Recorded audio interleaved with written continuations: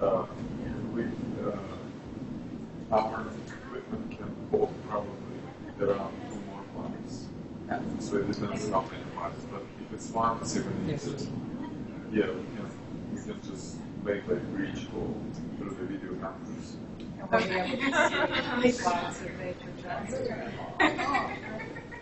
If they have video cameras, I'm sure otherwise, just use business, as I mentioned.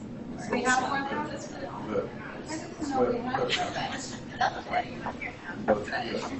So, yeah, but they have video cameras. Would she like to do that?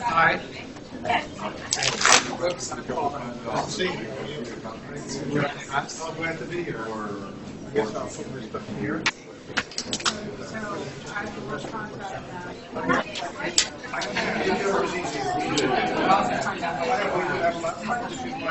It's already on.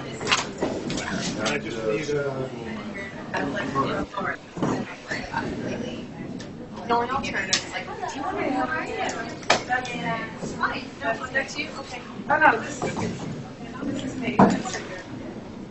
That one's great. Or we can I know I have it. I was thinking,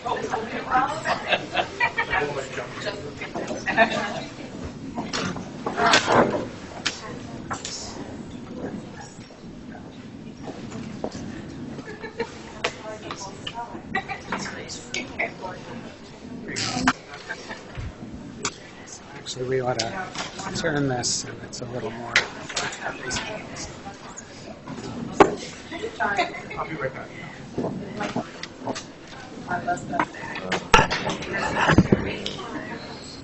Yeah, it's on the other side.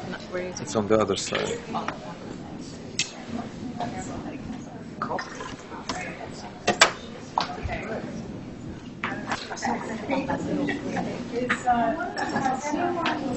No problem. It just has to be. we're going to need to, have a little cryogenically. So I don't know if No. of course, we have calls. We have mine.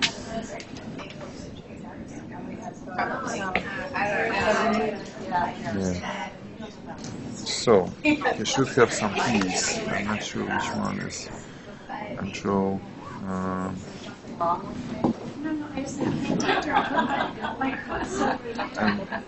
what function keys for Apple do you know to the screen? To set it to the I- screen? for the screen. Apple. He might know. You might know, not that I don't have an Apple, but Yeah. Let's see. Maybe F3. No. In Windows is F7, function 7.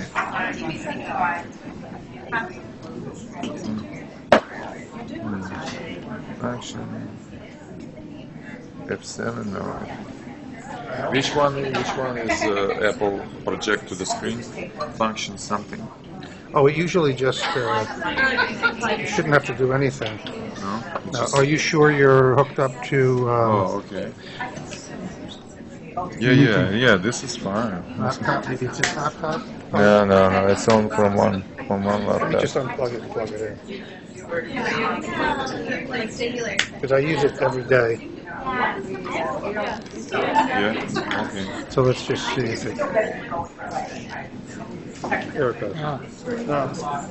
There it is. Okay, It good. was just connection. Okay, thank you.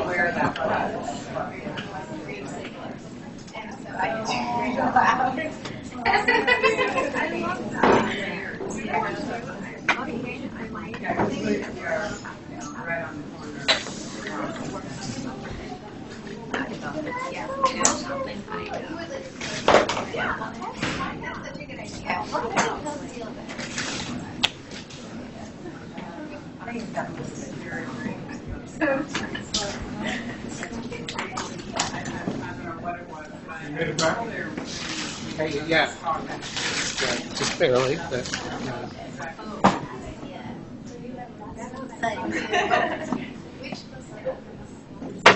Okay, so we're gonna get going now that we've got the technology worked out. Welcome, everybody. I see some new faces. here who we haven't seen here before.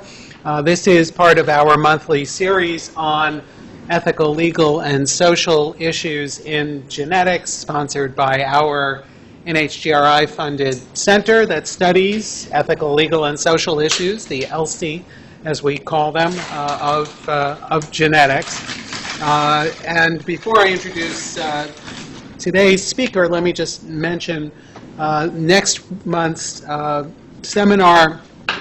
We've sort of juggled a little bit because we had a speaker who will be coming in the fall instead of next month, and we will have one of our own postdocs, Alexandre Morin-Chassé, who will be talking about his research on the impact on public perceptions of genetics of media coverage, specifically of behavioral genetics, and how people respond to and understand that information. So I think that'll be a very interesting.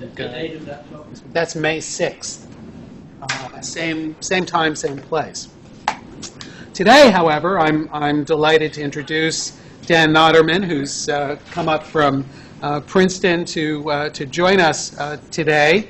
Dan is a professor in the Department of Molecular Biology there, and has had an illustrious career, beginning with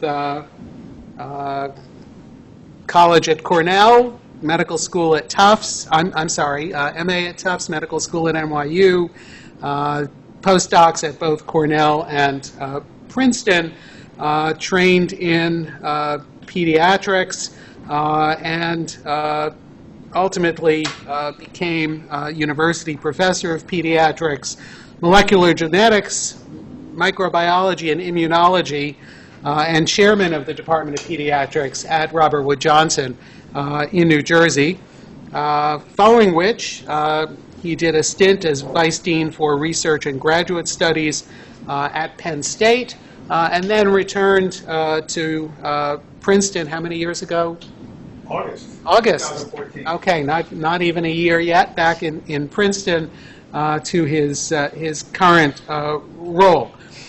He's done a number of very interesting things related to molecular genetics, but what he's going to focus on today are some of the findings from the Fragile Families and Child Well-Being study, which is a longitudinal study of a high-risk cohort that is now beginning to examine genetic as well as environmental influences on successful outcomes of children and mothers who are at high risk. It's a study some of us have heard about before in other contexts because we have some of the key people on that project here at Columbia, including Irv Garfinkel and Jean Brooks Gunn, who's over at Teachers College.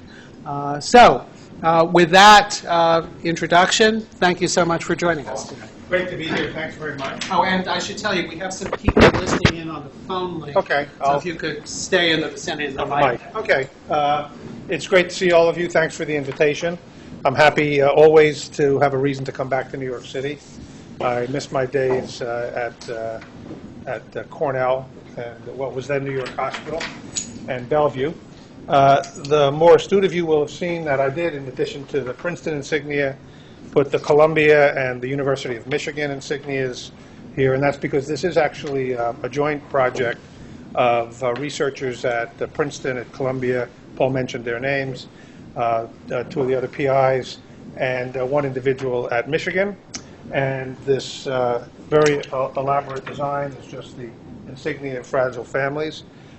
You'll also notice, the more astute of you are observant, that I put the wrong date down, which is a dangerous thing to do when there's a psychiatrist around, I suppose. But that's the date that I put the slides together.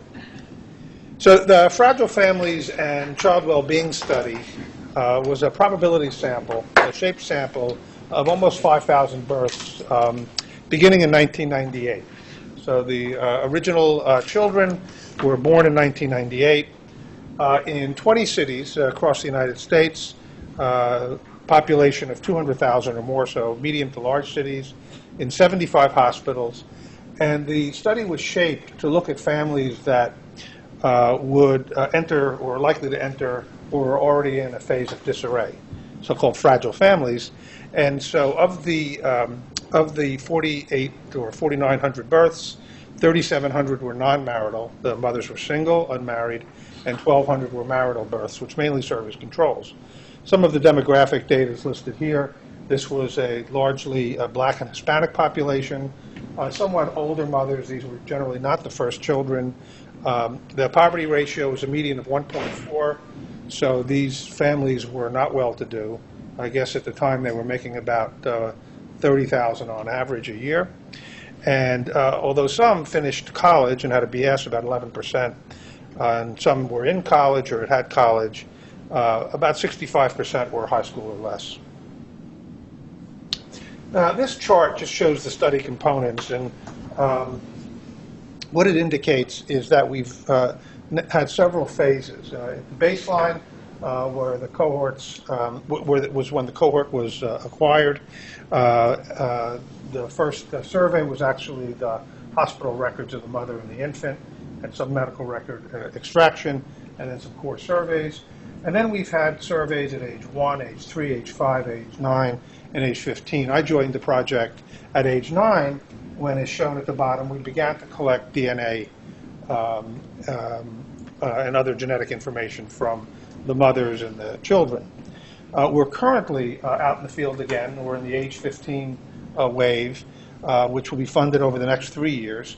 And there we're going back both through home interviews and through mail-in surveys and repolling as many of the children at age 15 as we can, now that they've transited, we hope, puberty, speaking with the mothers again, and once again collecting DNA from the children, this time for methylation and telomere length studies. We have 4 working hypotheses, or at least I do, on the genetic side. The work is moderated by the feeling that there are clear behavioral and developmental responses to environmental signals, and that the responses are moderated or affected by intrinsic genetic and by epigenetic variation. We think that our data shows, and I'll show you some evidence of this, that harsh and disparate environments produce adverse and sustained effects in the biological state of the organism. And here we're not talking as much about the physiological state, but the genetic state and the epigenetic state of the organism. We think that these environmental traces can be measured and that they can be shown, or we hypothesize, to degrade health and well-being. And I'll show you some early data. And finally, we think that harsh environments change the DNA methylome, the signature of DNA on the genome, and thereby perturb normal telomere maintenance. And we'll be talking about both of these phenomena as well. Now, in phase 1, the original phase of the study, we were in the business of collecting and identifying single genetic variants, single polymorphisms, either SNPs, single nuclear polymorphisms, or length polymorphisms. And the ones we went after are listed here, and all I'm going to talk about are the ones with a check, because those tend to affect the kinds of behaviors that we have been looking at so far. We looked at 5-HTT, a gene that many of you will be aware of because it's been linked to a variety of psychological and psychiatric, psychiatrically interested behaviors. We looked at TPH1 and TPH2, which are enzymes that govern the synthesis of serotonin, and we looked at polymorphisms in the dopamine pathway. I call this phase 1 because we were looking at one gene at a time rather than whole banks of variants.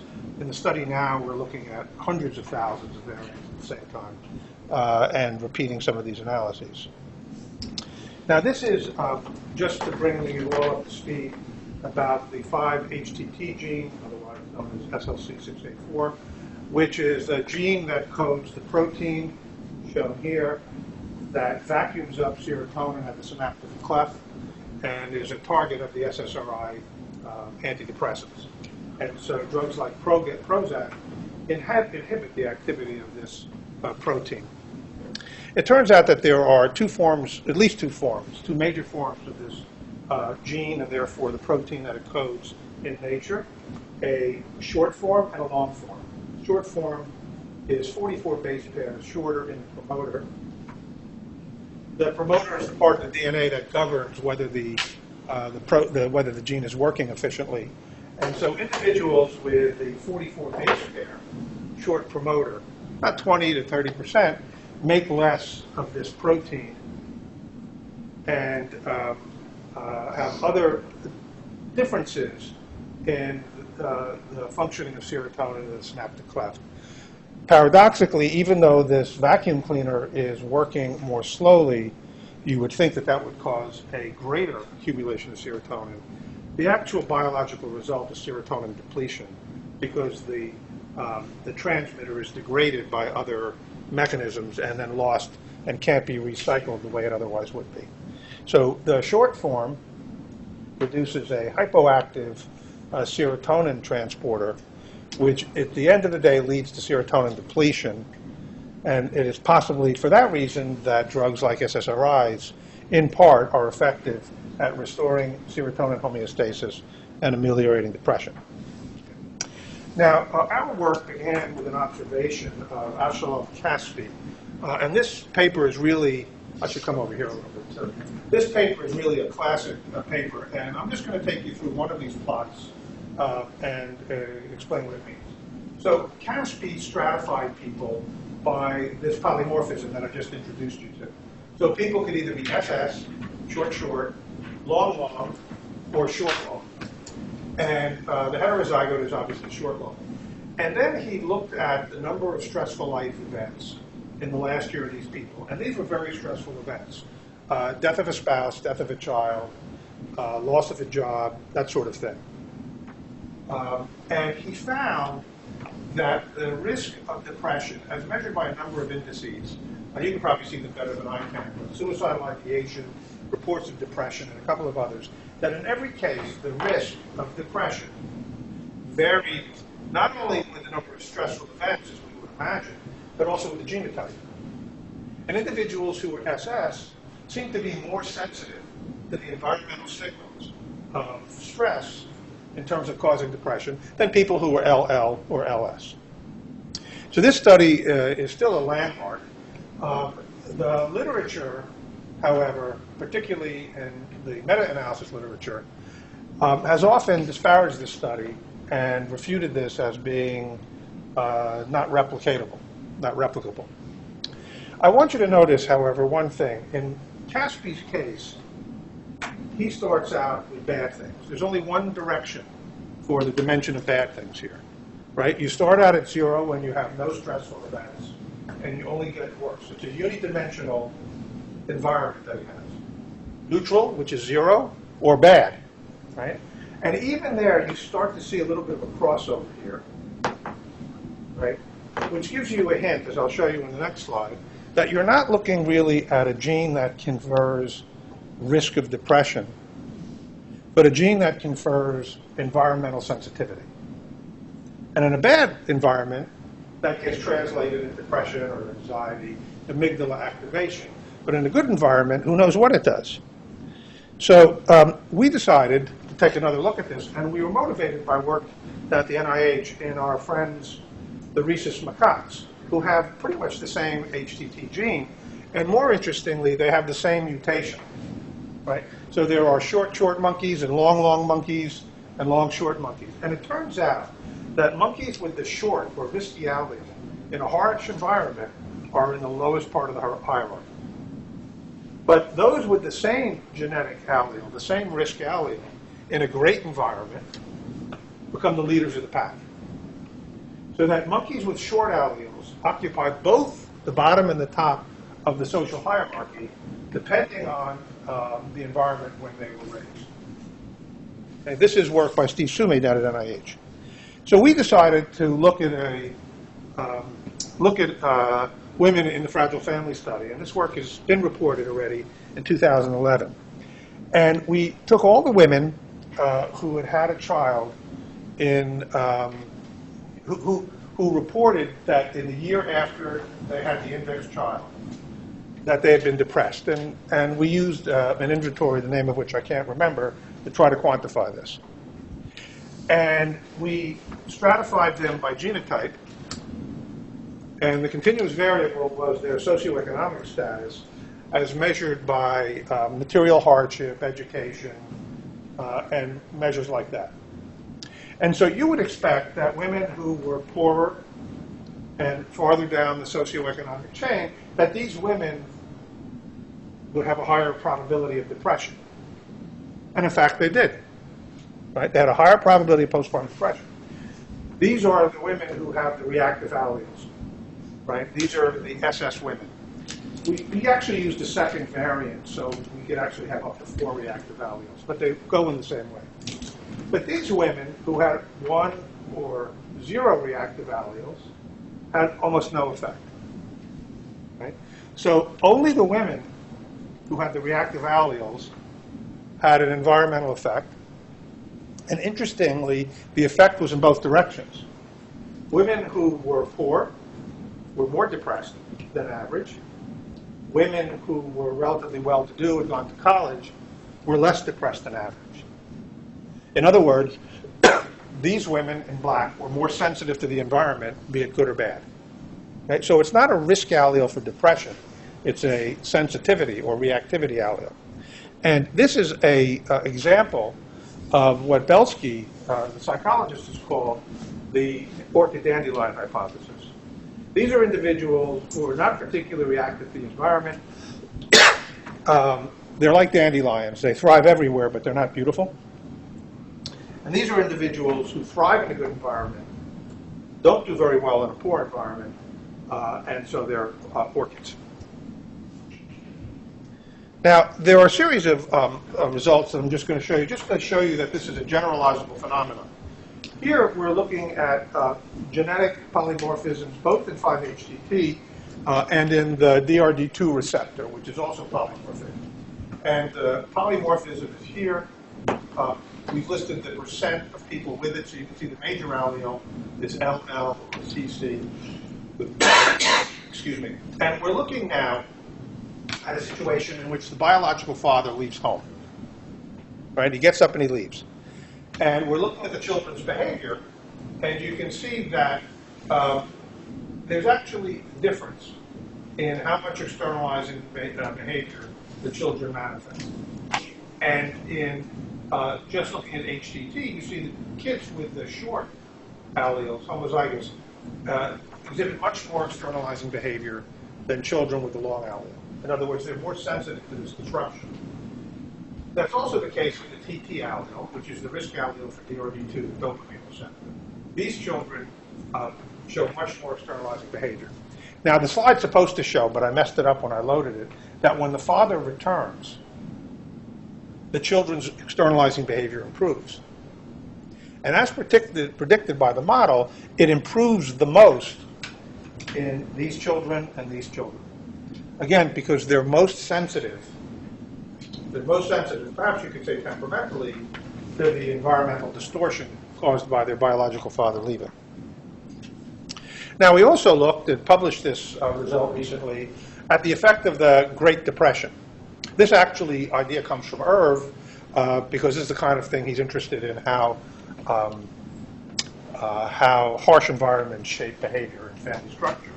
And what this shows is whether the macroeconomic conditions were deteriorating or improving at the time we sampled the child or the parent, right? Because these samplings go over several years.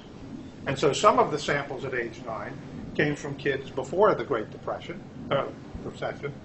and some came from after the Great Recession. And so we could see the Great Recession actually transiting through our cities as this went on. And once again, people who had the allele that confers sensitivity, which in the case of the DRD2, you'll recall as T, had a sharp slope to the harsh parenting signal, depending on whether the conditions were deteriorating or improving. The parents who had CC, and these are the parent alleles, I should say, had almost no effect. Right? So economic conditions shaped parenting styles towards harsher in people with the sensitive allele, and they shaped them to more harsh parenting in poor conditions and less than average in good conditions. Okay? So again, the parents and the way that they react to their children is also shaped by their genotype. And who knows, maybe it's out of their hands. Okay. So these are some examples of how genetic variation in single genes or combinations of a couple of genes seem to be able to shape the behavioral response to environmental inputs and to differentiate. And there seem to be at least two classes of people: those who are very sensitive and those who are not so sensitive to these environmental signals.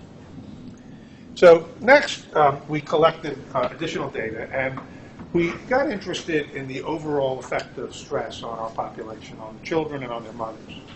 And we can differentiate, I think you'll all agree, that there's a difference between the acute stress that both of these animals are sensing now, which is ultimately, in an evolutionary sense, extremely important. It's very important, for example, that this poor zebra feels a lot of stress because it's the only chance he has of getting away. But chronic stress tends to be debilitating, and that's shown by this figure. And this debilitation is often conveyed by the word allostatic load. And so we became interested in trying to find biomarkers in our families of allostatic load, or what other investigators, Geronimus, for example, have called weathering, social weathering. Now, I don't know how many biologists in the room, but I just want to remind you of a structure called the telomere. And as shown on this slide, this is a map of our chromosomes, which is a karyotype, where we've painted the telomeres. You see that the telomeres occupy the ends of every chromosome. So there are going to be 96 telomeres here. And the telomeres do a number of things that we don't have to really discuss, but their overall job is to protect the end of the chromosomes. Now, in most of the cells of our body, telomere length is established at birth. And then with every cell cycle, the telomere gets shorter and shorter. So as you can see in this chart, where some people's age is listed here from 0 to 70s, the telomere length gradually falls. And so telomere length has been called a biological clock or a mitotic clock. And we lose, on the average, about 40 base pairs of DNA in our telomeres every year we live. And many people think, because shorter telomeres in general are associated with a number of adverse events, including stress, depression, hypertension, cancer, and heart disease, including psychological stresses, many people think that telomere length is one of the arbiters of human longevity. I don't happen to think that, by the way, but there is a literature that holds it. So a number of years ago, Alyssa et al. And a group of psychologists showed that individuals who were perceiving clear chronic stress had shorter telomeres than their counterparts. And this is an article of hers where they're gauging the amount of stress based on whether it's perceived by the person or whether the person is a caregiver taking care of a sick child, and how long they have to do that.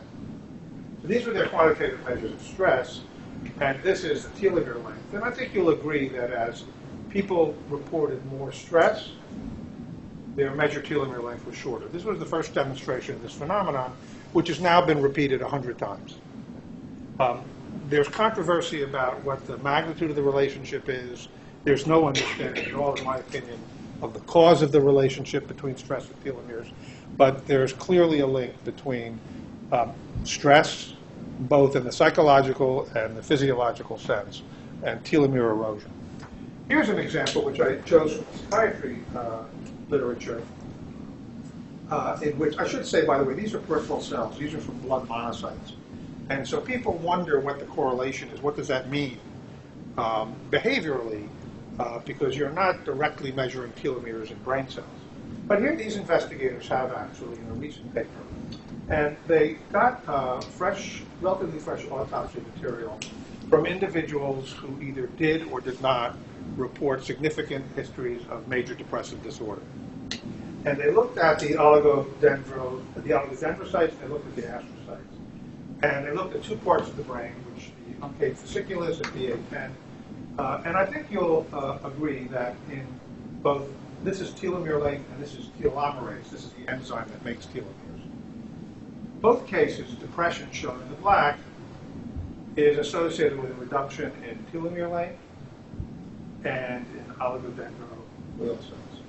Right? Lower telomerase, perhaps therefore lower telomere length.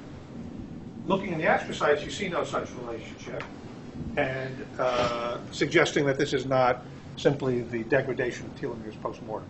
It seems to be a specific effect that at least is being seen in the oligodendroglial cells.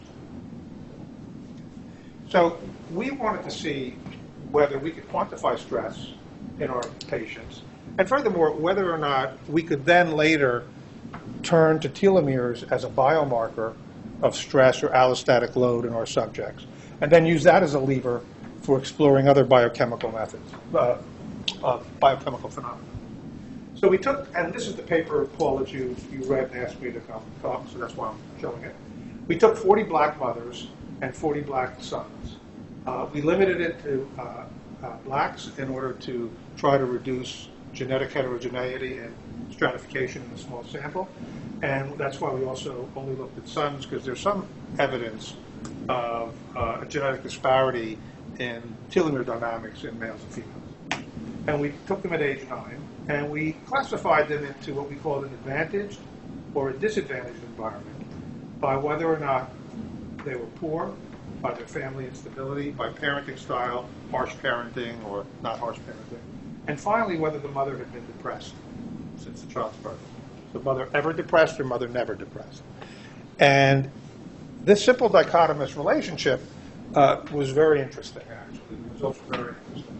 So taking a look at the mother, this is the log of the telomere length.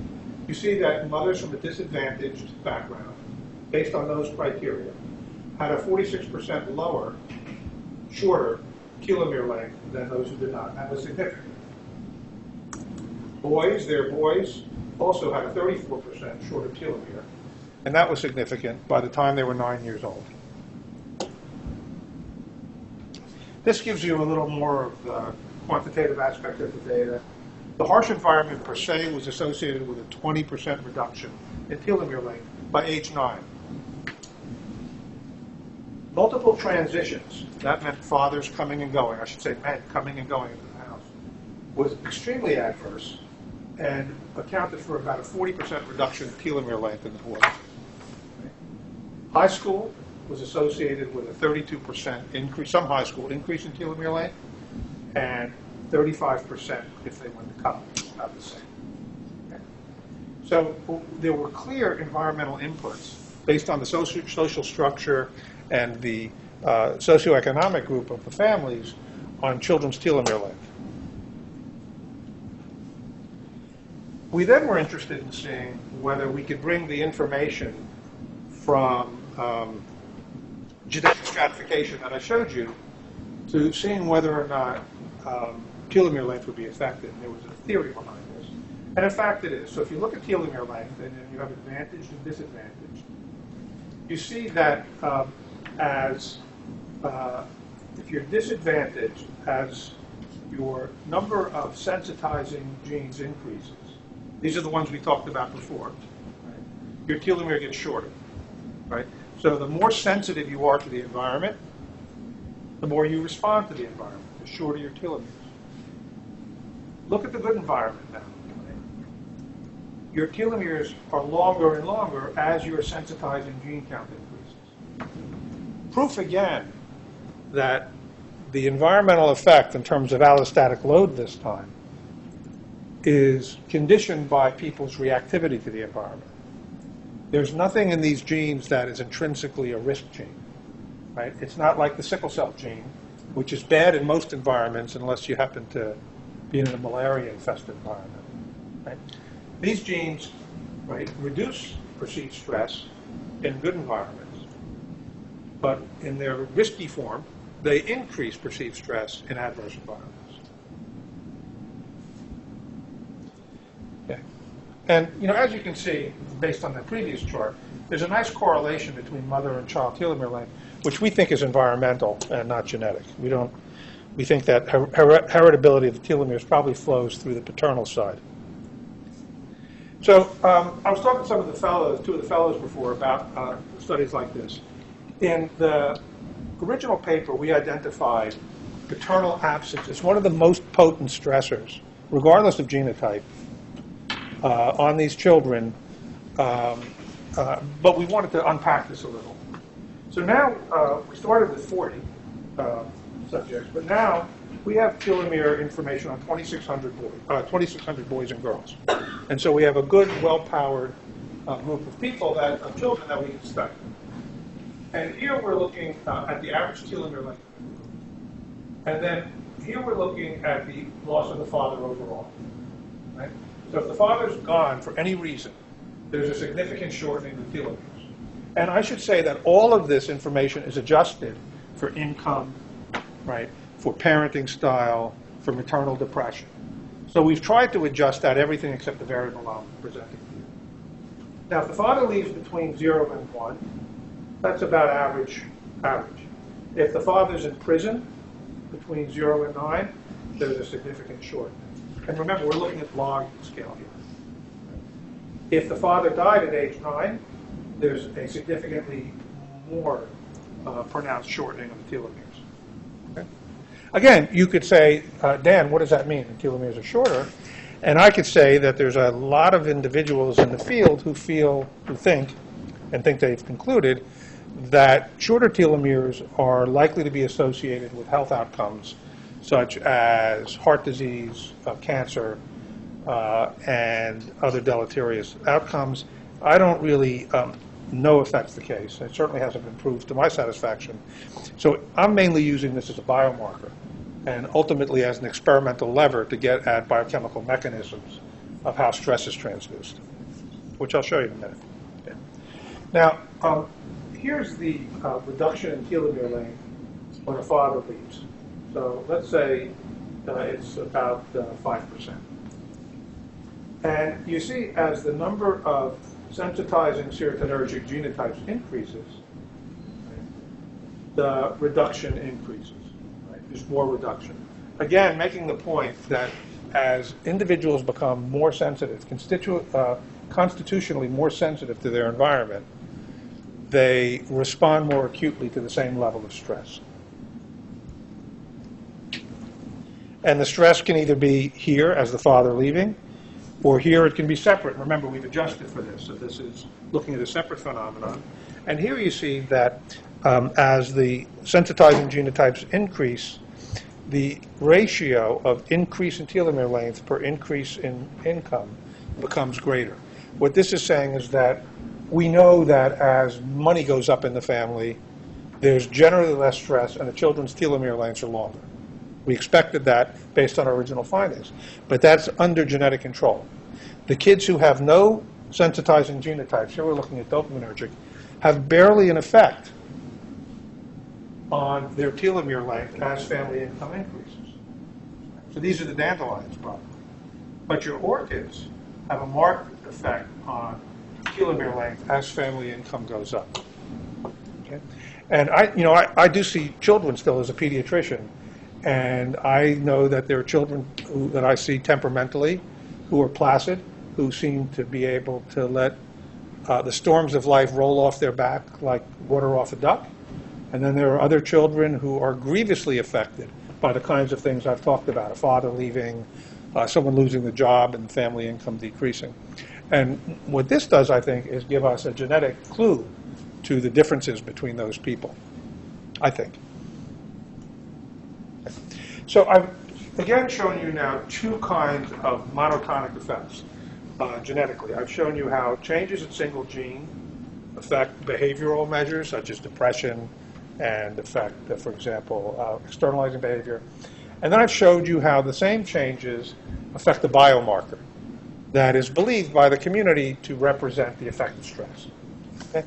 So the idea that we talk about now is that the degree of allostatic load is probably as much conditioned by the genetic predispositions or sensitivity of the child as it is by the environment itself.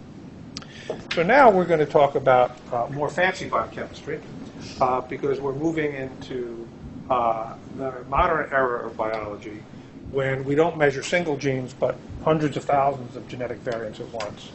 And we also introduce a new term called methylation that I'm going to introduce to you. So you know that our DNA sequence is composed of four base pairs, A, C, G, and T. I have to teach this stuff tomorrow, so I have to keep it straight. A, C, G, and T. And C stands for cytosine. Now, it turns out that we have enzymes in our cells that can methylate cytosine and put a CH3 over here. It's called methylcytosine. And if you look at our strand of DNA, C, G, A, T, T, and then the opposite base pair, G, C, T, A, you'll see that many of the C's have methyl groups. You might have heard the term epigenetics. It's been in, at least in the New York Times Journal of Medicine, once a day, right? So this is the biochemical foundation of epigenetics, right? DNA methylation. Right?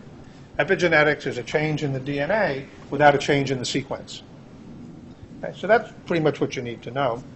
Now, it's also worth knowing that the Cs that get methylated, which are called CPGs, tend to cluster within your gene. So if this is a gene, and these are the regions, these are the control regions that say whether that gene's on or off, the cytosines cluster here. And that means that they can act as an on-off switch. So when a cytosine is methylated here, or I'll show you over here, it turns out that that acts as an off switch for the gene.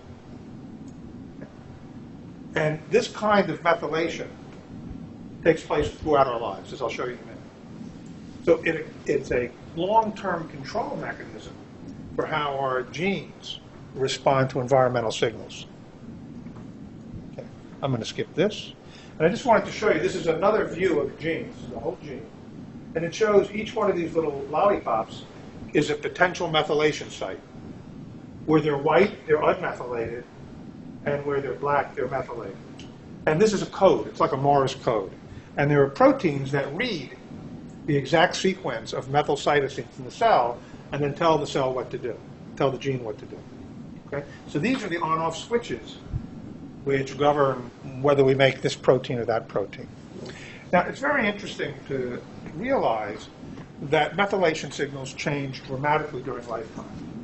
So these are pictures, obviously, of our chromosomes. And these are chromosomes from 3-year-old identical twins. And this is twin A and this is twin B. These are 4 different chromosomes, okay? You got how this works? So twin A, twin B, 4 different chromosomes. And they all have a sort of baseline level of methylation that's denoted by yellow, right? If you then look at 50-year-old identical twins, who don't look as much alike as they used to, you see significant changes in methylation. You see it's red here, there's more intense methylation here, but it's green here. There's less methylation here compared to the previous chromosomes. Okay? So methylation patterns change sharply during life, right? And in fact, most people start out the same, and then they diverge. That's why I became a pediatrician afterwards. So one of the links, we think, between adverse social and environment, natural environment, by natural environments I mean pollution, is likely to be changes in the degree of methylation. Okay. So we collected DNA, as I told you, from thousands of children at 9 years of age and their mothers, and also now we're doing it at 15 years of age. Now, if this is correct, that methylation changes in a reasonably predictable way across the lifespan, we should be able to estimate a person's age by looking at specific methylation signals, developing an algorithm to do that. And so, in fact, you can do that. This is a chart that my postdoc just gave me, which shows the biological age of the person, 9-year-old child, 15-year-old child, and then the moms, and the imputed age of the person based on their methylation signal. So that could be their biological age, right? And as you see, it's a very good correspondence. Age 9, age 9. Age 15, about age 14 or 15. Age 28 to 41, a wider range, but we're right up there around 30. So there's a reproducible sense in which we can differentiate the biological age from the chronological age, measure them separately, and perhaps try to understand what we've all looked at in a non-quantitative way, the fact that some people seem to age more than others, or that stress seems to age us. So we took all this data and we looked at thousands of methylation marks on the 40 kids that I just told you about. And then we put their methylation data into a computer. And what the computer did was separate each of the 40 subjects and put them next to the individual whose methylation marks looked the same, looked the closest. Okay? So you randomly input your subjects, your patients, and you then have the computer algorithm find similarities in methylation patterns, right, between these individuals. And if individuals B methylation is closest to individual Q's in person, they'll be put right next to each other. Their columns will be next to each other. This is called clustering. This shows the result of the clustering, and it seems to show several different groups, right? Maybe this group and maybe that group. And in fact, when you look at who these subjects are, you see remarkably that the mothers are different than their children in terms of methylation, which you would expect from the chart I showed you. But not only that, the individuals with low and high risk, those are the same environmental groups I showed you before, the harsh and the easy environment, were discerned by the computer with just a few mistakes. Okay, the red balls are mistakes. Okay? So this is actually statistically a highly significant sorting. And the conditions that we attributed to the people living in high risk or low risk environments could be discerned by looking at their methylation marks. Okay, so next we wanted to use the telomere as a lever to explore methylation. And you won't be surprised to see that the telomere length nicely tracks the mean methylation. Right? As the telomere gets shorter, that is to say, as the environment was harsher, our subjects tended to become hypomethylated. Now, that can mean different things biologically. The important thing for now is that that's just a measure of distortion of the genetic control elements of our cells. Methylation is how we control which genes are working at any one time. And by showing you this, I show you that as these individuals perceived more stress, there was an increasing deviation in their methylation signals. Okay? And you can even go locus by locus. So each one of these represents one of those lollipops that I showed you before. And just realize the job my poor postdoc has. There are 450,000 of those lollipops in every genome. And so she's still looking at these things. Each one represents one, and you see that there are very strong correlations between methylation and telomere length in different directions. Right? Different directions. So this is not, I'm going to skip this slide. This is not much of a surprise because we know that methylation signals react to the environment.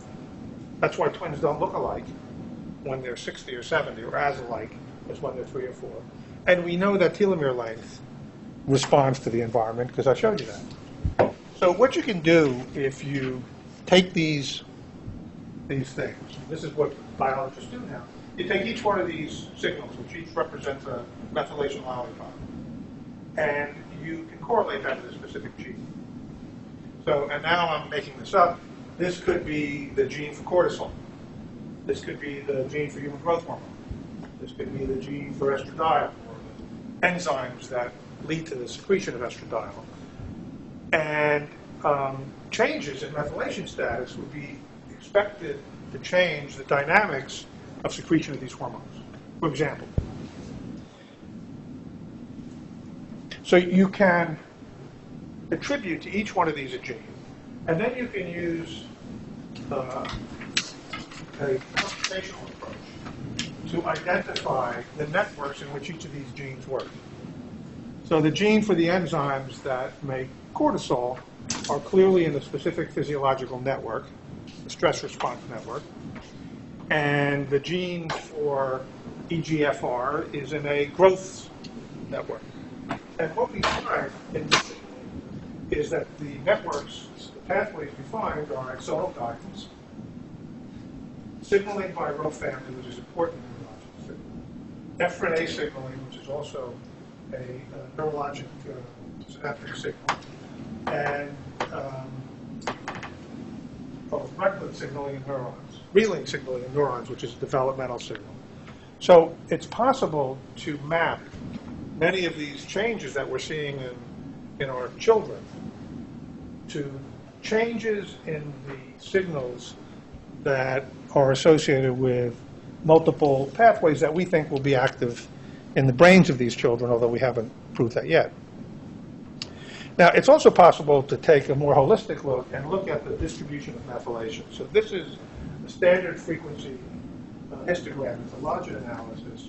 And we're basically looking at something called theta, which is the amount of methylation at a particular site. Right? So some sites have a high beta, some have a low beta. And what it shows is that it's distributed this way, right? Like this. So that there's a group of highly methylated cytosines that I showed you, and a group of cytosines that's not so methylated. Right? And this distribution is characteristic of human beings. Most human beings will show a distribution like this. If you look at the 40 children that we originally talked about, with the short and the long telomeres, you can put their methylation patterns here. And we've colored it to see. These children here in turquoise are the children who had the most stress, had the shortest telomeres. These children in darker blue are from the best environments. And those in the middle are those who are in middling environments, neutral environments. And what this is showing is that stressful environments of the kinds that are able to produce enough allostatic load to short telomeres, these stressful environments are associated with hypomethylation at both the high and the low methylated residues. Are those times statistically differently apart? Yes, these are that's very good. These are statistically different than this. The middle is not statistically different from either one. But what this is showing us is that the distinction between the high and the low is sort of eroded, right? There's hypomethylation of the high signal. There's hypermethylation of the low signal, and the differentiation that should normally be present between genes that are active and genes that are not seems to be being eroded by these stressful environments. So we also use this, and I'm not going to, I promised I wouldn't get into too much molecular biology, but I just want to show you one potential mechanism. We put this through a program called Bump Hunter, would you believe it? And that's based on the analogy that wherever there's a methylation, there's a bump in the DNA. So it looks for broad regions where there's a lot of methylation, like over here, or where there's not very much methylation. And it looks for those and calls regions. And the regions were centered on 5 different genes. I'm not going to bother to mention any of them, except this one called MAD1L, because it immediately caught my attention as being, number one, a very important player in cancer, and number 2, an important player in telomere dynamics. So we can imagine that distortions in methylation of MADL1 affect the function of this enzyme. This is actually what I'm going to show my students tomorrow at 8:30, so I wanted you to see how undergraduates have to suffer in the morning. But the important point here is this is the enzyme called telomerase. This is what makes the telomeres grow. So if it's not functioning well, the telomeres will be shorter. So our lab's hypothesis is that that's the problem, that there's an issue with this enzyme. And you'll notice there's something called TERT. TERT is the core of this enzyme. This is what was discovered, I guess, about 10 or 15 years ago that led to a Nobel Prize. And it turns out that MAD1, that's the same gene as MADL1, affects the transcription of H-TERT. That is to say, when MAD1 is active, H-TERT goes down. it's less active, which would mean the telomeres are shorter. So our hypothesis is that the link between environmental stress and telomere length goes through methylation of MAD1, which makes it go up actually, which downregulates H-TERT, which disables this enzyme, which results in a shorter telomere. And why that should be, we don't know. And what the value to the organism of telomere shortening is, we don't know. But I think, and I hope that I've shown you, that first of all, there are clear links between environmental signals and indelible traces in the biology of our organisms. And these traces, by the way, are heritable in the sense that a cell that's hypomethylated will give rise to two daughter cells that are hypomethylated. The methylation tracks them. Now, some people interpret that to mean that they're heritable transgenerationally, that a person who's hypomethylated will have a baby who's hypomethylated, and that's actually not true. That's wrong. That's not what epigenetics means, because in fertilization, all the methylation marks are cleared, and we start all over again. But there is a sense in which distortions in methylation affect our reproductive fitness. Right? And there is a sense in which, in utero, the fetus is exposed to an abnormal uterine environment. For example, for women who have experienced lots of stress and whose cells, placental tissue and uterine tissue, for example, and eggs have been affected by changes in methylation. And those kind of phenomena can account for the fact that the third generation, for example, after the Dutch famine, produced babies who were too small or smaller than average. So that there is a sense in which epigenetics can be transgenerational, but it's not through the direct genetic link. Now, my colleagues in this work, I just wanted to show you this, because we always have to not take ourselves too seriously. Okay, good, you're still awake. When I show this to my students at 8:30 in the morning, I just hear a change in the snore cadence. Okay, so these are my colleagues, and there's a group of us at Princeton. Many of the social scientists here will recognize Sarah McClanahan. A lot of this work was done while I was at Penn State. Irv and Jeannie Cook-Stein are here, and Coulter is one of the talented postdocs who's now a talented assistant professor at Michigan. And so I'm finished, and I guess I have time for questions if anyone has any. So we've got some time for your questions and comments. I'm going to turn the lights on. Yeah, please do. I'm going to turn this off. Sure. Look at cortisol levels at all? So we didn't get cortisol levels. We're still scheming about how to do them. The problem is the method of collecting the saliva for DNA destroys the cortisol. And so we're out in the field now, and we're trying to see how much of that to get cortisol. I think that would be phenomenally interesting. And others are doing that. Are they able to get blood, urine? So we are able to, but we don't. Again, not a decision that I would have made. But we're confined to the saliva. Now, other groups that I'm working with do obtain blood, either through spots or through phlebotomy, and look for blood mononuclear cells, where a lot of this work is done. And there is a possibility, once we have it, that we'll be able to look for cortisol, although it won't be timed appropriately. It's not going to be morning cortisol and that. Yeah, Paul. Dan, you mentioned something about seeing an improvement in at least one of your, I think, behavioral measures. Externalizing behavior. Yeah, when fathers came back into the picture, which of course raises the whole question of, are there interventions that are helpful, not just in remediating behavioral problems, but in actually turning around some of the biomarker measures? Right. So there are a couple of points. First, my reason for publishing the article on telomere length was for just that sort of policy-oriented question. I mean, we could have waited till we had all 2,600, but we had a result with these 40 outliers.